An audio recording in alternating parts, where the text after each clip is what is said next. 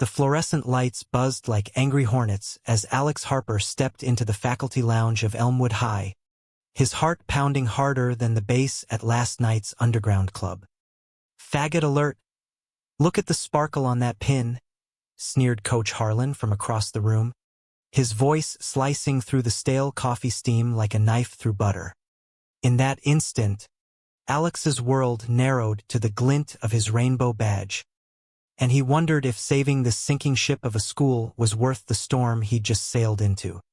But storms, Alex knew, were where the real stories began, raw, unrelenting, and sometimes, if you were lucky, Alex had arrived in Willow Creek 3 weeks earlier, fresh off a red-eye from San Francisco, his beat-up Subaru loaded with boxes of lesson plans and unspoken ghosts. Elmwood High was a far cry from the progressive charter schools of the Bay Area. This was Rust Belt America, where cornfields stretched like forgotten promises and the local diner still served family values, with every plate of biscuits and gravy. The school itself was on life support. Budget cuts had slashed art programs, laid off half the custodians, and left the roof leaking like a sieve during last spring's floods. Whispers of closure hung in the air thicker than the humidity, and the students, a mix of farm kids and factory offspring, shuffled through halls with eyes dulled by the grind. He'd taken the job on a whim, or so he told himself. Really, it was the email from Principal Evelyn Morse that hooked him. "We need a miracle worker for English Lit. The kids deserve better." Alex, 32, with a master's from Stanford and a decade tutoring at-risk youth in Oakland, figured he could be that miracle. What he hadn't bargained for was the badge. It wasn't even intentional at first, just a habit from his life back west, where allyship was as common as craft beer. But when he'd pinned it on that first Monday, it became his armor, or his target. The mockery started small. Snickers in the copy room. A sharp-scrawled, "Rainbows equals ruins," on his classroom door, wiped away before homeroom. By week 2, it escalated. Harlan, the football coach with a beer gut and a Bible verse tattooed on his forearm, cornered him after a staff meeting. "Son, we got standards here. That pin, it's like waving a flag in a hurricane. You want to teach? Fine. But keep the parade to yourself." Alex had smiled then, the kind of tight-lipped grin that hid the tremor in his jaw. "Coach, the only parade I see is the one marching this school toward shutdown. Let's focus on that. If only it were that simple." Alex's days blurred into a rhythm of sonnets and sarcasm. His junior English class, rowdy with 28 souls squeezed into 24 desks, lit up when he dove into Whitman or Baldwin, voices that echoed their own hidden aches. There was Mia, the goth poet scribbling verses about her absent dad. Jamal, the quarterback dodging Harlan's homophobic jabs while dreaming of Parsons School of Design. And then there was Ethan Caldwell, 17 and built like he'd been forged in those same cornfields. Broad shoulders from baling hay, hazel eyes that flickered like fireflies in dusk. He slouched in his seat, hoodie pulled low, answering questions in murmurs that carried the weight of unspoken wars. Alex noticed him first during a discussion on The Great Gatsby. Ethan's hand shot up, voice cracking just a hair. Gatsby's not tragic because he lost Daisy. It's because he built a whole empire on a lie, thinking love could rewrite the rules. The class went silent, and Alex felt it. A spark, electric and dangerous. After class, Ethan lingered, fiddling with his backpack strap. "Mr. Harper, that pin. You from Cali or something?" Alex leaned against his desk, arms crossed casual. "Guilty." "You ever been?" Ethan shook his head, a ghost of a smile tugging his lips. "Nah, but I watch YouTube. The pride stuff looks free." The word hung between them, heavy as the Ohio humidity. Alex wanted to say more, to tell him about the Castro streets alive with flags and first kisses under street lamps. But the bell rang, and Ethan vanished like smoke. That night, alone in his rented bungalow on the edge of town, Alex poured a glass of cheap Merlot and scrolled through donor portals. Unbeknownst to Willow Creek. 5 years ago, a windfall from his late uncle, a quiet venture capitalist who'd cut him out of the will only to leave it all in a trust upon his passing, had made Alex a silent philanthropist. Built libraries in underserved neighborhoods. Elmwood, it was his latest obsession. Through a shell foundation called Roots Revival, he'd already wired $200,000 to patch the roof and reinstate the arts budget. Evelyn knew, no one else did. And as Alex stared at the ceiling cracks mirroring the schools, he wondered if his secret would save him or sink him deeper. The romance crept in sideways, like fog off Lake Erie. It started with Jake Riley, the history teacher who'd been at Elmwood for 8 years. Jake was 35, with a mop of chestnut hair perpetually tousled, wire-rimmed glasses that slid down his nose. Divorced, no kids. Thank God, he coached debate club and volunteered at the food pantry. Straight as an arrow, or so the whispers went. Until the whispers started shifting. It was a Thursday, rain lashing the windows like accusations, when Jake knocked on Alex's classroom door after hours. Heard Harlan gave you the sermon. Want backup? He held 2 styrofoam cups of vending machine hot chocolate, steam curling like secrets. Alex chuckled, waving him in. They talked for hours about the school's decay, the kids' potential, the ache of small-town suffocation. Jake's knee brushed Alex's under the desk, accidental at first, then lingering. You know, Jake said, eyes on the storm outside. Dad was a preacher.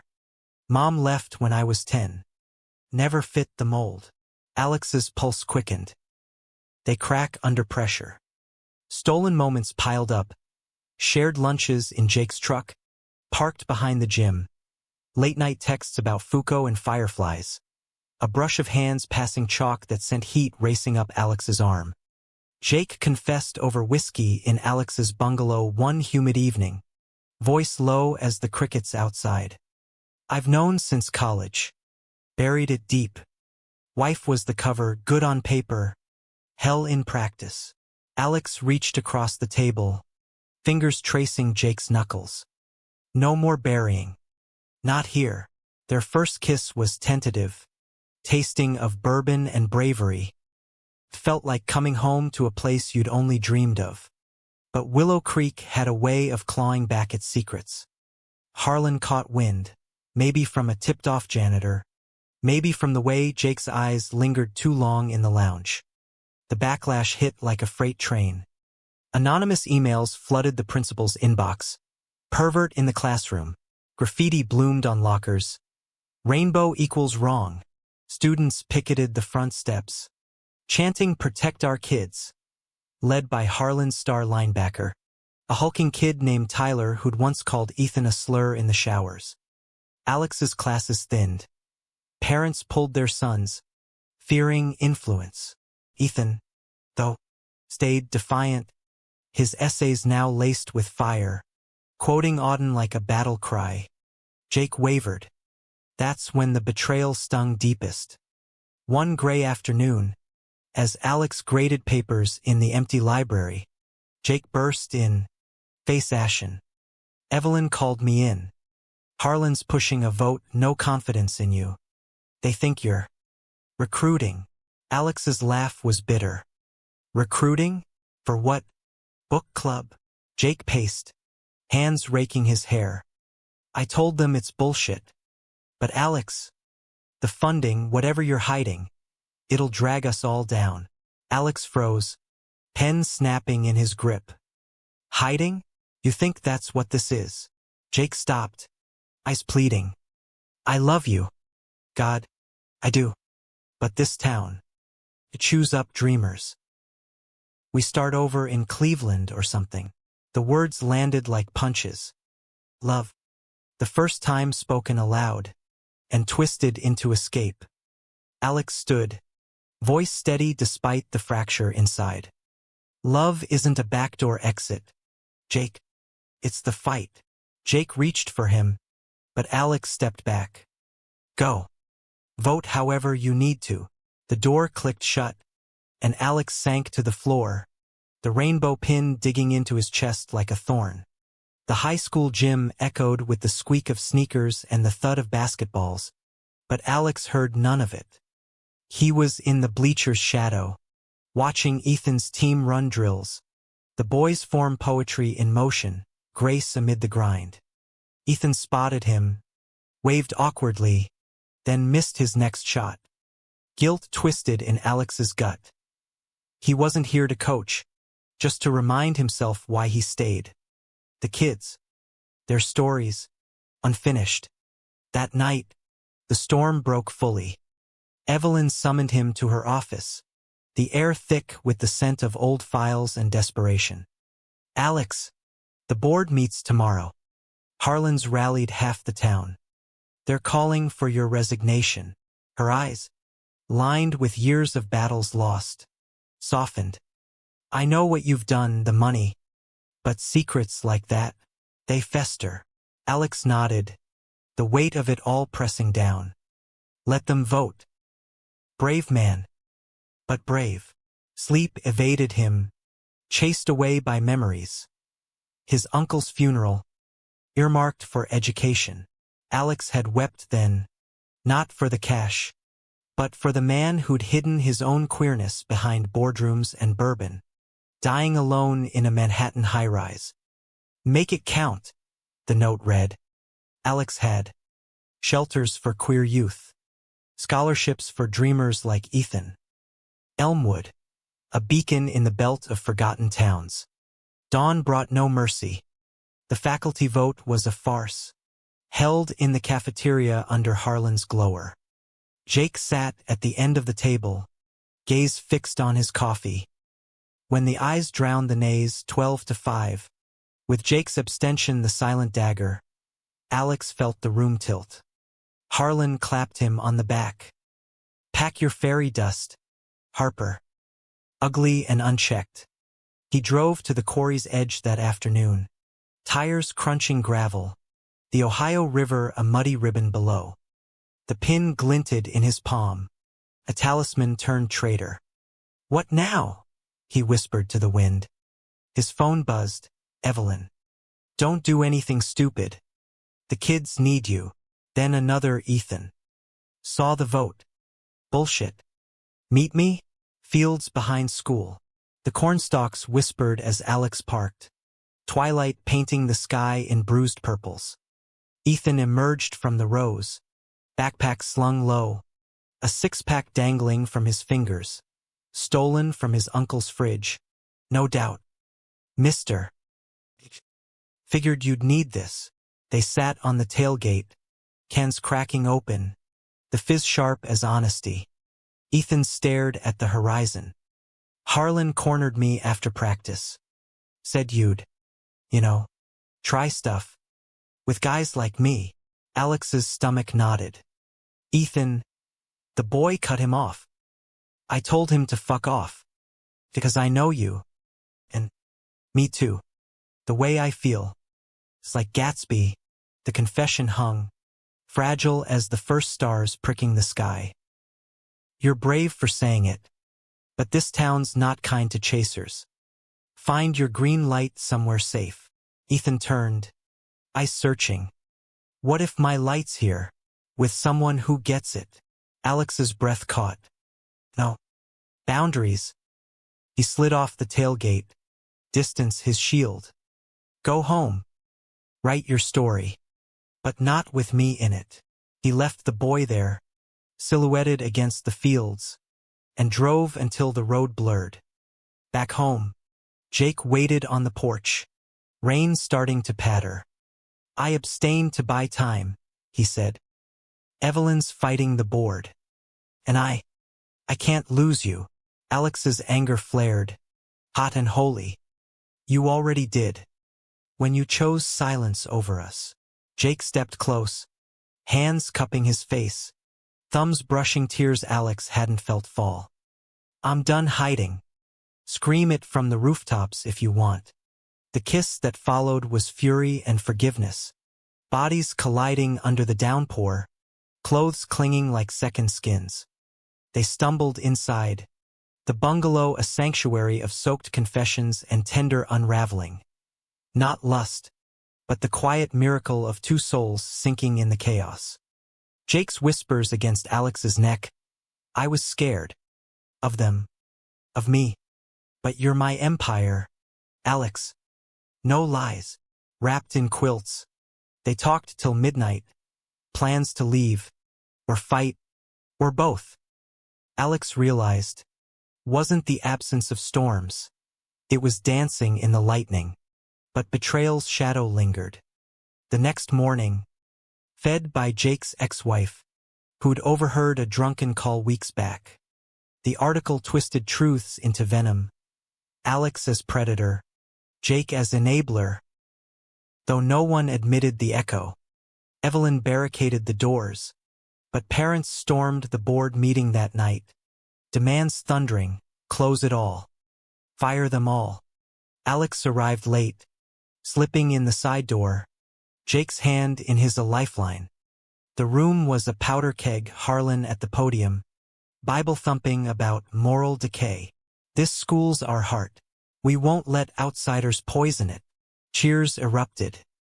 Voice steel. "Outsiders?" Alex Harper's poured his soul and his savings into this place. "Without him, we'd be weeds by now." Murmurs rippled. Harlan scoffed. "Charity from a queer? Tainted money." The climax cracked open then, raw and revelatory. Alex rose, pin gleaming under the harsh lights. "Tainted? Try life-saving. Last year, Roots Revival, my foundation, wired $200K for your leaky roof. And tomorrow, 1.2 million more." Proof flashed on the projector bank statements. Evelyn's nod. Harlan's face drained to ash. Soaked from the mob outside, voice breaking the stunned silence. "It's true, Mr. Harper helped me write my college essay about coming out, about hope. He's not poison." Harlan's own nephew, Tyler's cousin, flinging the familial bomb. Chaos erupted, shouts, tears, a chair toppling. Whispering, "We did it." But Harlan lunged, fist raised, not at Alex, but at Ethan. Traitor blood. The punch never landed. Tyler, the linebacker. "Uncle. Dad always said family first." Ethan's family. The room fractured then. Factions peeling away. Parents hugging their kids. Teachers murmuring apologies. Harlan slunk out, defeated. Alex and Jake walked the empty halls, hands entwined. "What now?" Jake asked, voice soft. Alex smiled, the pin a badge of victory. "We teach. We love. We rebuild." Ethan caught up, essay in hand, accepted to Oberlin, full ride. "Thanks, Mr. for the light." Willow Creek didn't heal overnight. Etched by generations of silence and suspicion. The funding cleared the next week. $1.2 million. Rebranded as Harper Hope Initiative, with plaques in every renovated classroom bearing Alex's name. Or shame, no one pride. The school buzzed anew. Mural club revived. English lit dissecting Giovanni's room without a single walkout. For Alex, mornings started with Jake's coffee, black and bold, brewed on the bungalow's ancient percolator. They'd linger at the kitchen table, feet tangled under worn oak, planning lessons laced with their shared history, Harlem Renaissance for resilience, Steinbeck for the working man's ache. Jake had come out publicly that first Monday back. "And in love with the best man I've known." The responses varied, hugs from Mia's mom, like after a long fever breaks. Their romance deepened in the quiet ways. The ones that outlast fireworks. Weekends at the river. Skipping stones and sharing stories. Jake's college fumblings in a dorm closet. Alex's first pride under the Twin Peaks fog. Evenings curled on the couch. Fingers tracing lazy patterns on his thigh as they watched Brokeback Mountain for the third time. Not for the tragedy, Jake insisted. Bodies swaying to rhythms older than words. No conquest, just the profound ease of being seen. Ethan thrived. He interned at the local paper, penning op-eds on queer roots in Rust Belt soil that went viral in Cleveland circles. Tyler, reformed and rumbling, joined the GSA club Alex founded Gay Straight Alliance, rebranded Spectrum Squad to ease wary parents. Ethan cornered Alex one afternoon. You saved more than the school, you know. You saved us from thinking we had to run. Alex ruffled his hair. Brotherly. Nah. You saved yourselves. I just held the map. But undercurrents stirred. Jake's ex, Laura. She cornered him at the diner. Voice syrup-sweet venom. Careful. Small towns eat scandals for breakfast. Jake brushed it off. But doubt seeded. Then came the audit. County officials sniffing the funds. Harlan's parting shot via anonymous tip. Conflict of interest. They droned in Evelyn's office. Spreadsheets splayed like indictments. Donor as employee? Optics are poor. Alex's stomach plummeted. Resign or repay, the choice a noose. Nights grew tense. Jake paced the bungalow, glasses fogged with frustration. Fight it. You're clean. But Alex saw the toll. The way Jake's laugh hollowed, shoulders curving inward. Love. Like everything here. They argued under the quilt. I'd burn it all for you. Alex pulled him close. Apologies melting into murmurs. Just us. Snow blanketing Willow Creek like a shroud. The county hearing was a circus. Harlan lurking in the back row. Eyes venomous. Evelyn testified fierce. Alex Harper's not a donor. He's a savior. Students paraded. Ethan reading his essay. Mr. Harper untwisted. Jake spoke last. Hand over Alex's under the table. I betrayed him once with silence. Won't again. He's the heart of this place. But the knife twisted deepest from within. A side door creaked. Laura. For old time's sake, she whispered. Doctored to paint Jake as the leak. Panic flashed in his eyes as he shoved it back. Get out, she smirked. And it's custody war. Even if there's no kid. The threat landed. A ghost of futures unborn. Deliberation dragged till dusk. The room stuffy with held breaths. The verdict. Funds upheld. But Alex on probation, 6 months scrutiny. No solo donor decisions. Relief washed. Snow swirled. Harlan vanishing into whiteout. Jake confessed in the truck. Heater blasting. She tried to trap me. Weary. We all have ghosts. They drove home slow. Silence companionable. The audit cleared. Laura faded to irrelevance. Alex and Jake bought a fixer-upper on the river, porch for stargazing. Weddings weren't legal yet in Ohio. Simple silver bands engraved, no lies. The ceremony? Backyard. Yet humanism whispered in the margins. Harlan's shadow lingered. A letter arrived months later, postmarked from a rehab in Dayton. I was wrong. Lost my way. Forgive? Nah. But understand. Alex burned it. Ashes to wind. Ethan graduated top of class. Bound for Oberlin. Hug fierce. Your story's just starting. Mr. H. Alex watched him go. Jake's arm warm around his waist. In Willow Creek's reluctant bloom, they'd planted roots. Deep. Rainbow-veined. Years folded like pages in a well-loved book. Elmwood High transformed under the Harper Hope banner. Solar panels glinting on the roof. Alex chaired the English department now, his syllabus a tapestry of voices, Anzaldúa to Ocean Vuong, Baldwin to Brandon Taylor. Jake led history, weaving civil rights arcs with local lore. Their life wove domestic poetry. Mornings with Jake's pancakes, floppy as his hair. Evenings walking the river trail. Anniversaries marked quiet.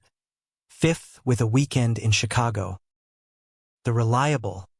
"You're my Whitman," Jake murmured one dawn, tracing Alex's jaw. Times two. Conflict simmered distant now, but never extinct. National news sniffed once. But Elmwood was home. Betrayal's echo surfaced rarely. Clinging. Always. "You won't. We're the rewrite." Therapy helped, joint sessions in Toledo, unpacking closets and compromises. Humaneness bloomed there. Understanding Harlan not as monster, but man malformed by fear. Ethan visited Summers, now 22, lanky with city polish. First gallery shows. "You two are goals," he'd say. Rainbows in the boutonnieres. Willow Creek softened. Inch by inch. Pride flags on Main Street come June. The true climax came unbidden. A decade in. A heart scare for Evelyn. The principal search stirred old coals. A board faction. Pushed an outsider. Stern. Straight-laced. Town halls. Midnight in the gym. Bleachers packed. Voice gravel steady. "I betrayed love once. Won't betray this legacy." Alex followed. Pin polished bright. "I came for the kids. Stayed for the miracle, you all. Don't undo it." Cheers drowned doubts. The outsider lost 20-3. Esmores and sonnets. She pulled Alex aside. "Eyes misty. You funded survival. But you built the soul." He hugged her fierce. "We all did." In quiet afters, Alex and Jake aged gracefully. Silver threading temples, lines etching smiles. They mentored a new teacher, young and pinned proud. Love evolved. Less lightning. One autumn eve. Pulling him up. Already have. But yes. No tidy bows. Fierce. Alex's trust dwindled. But Elmwood's plaque gleamed eternal.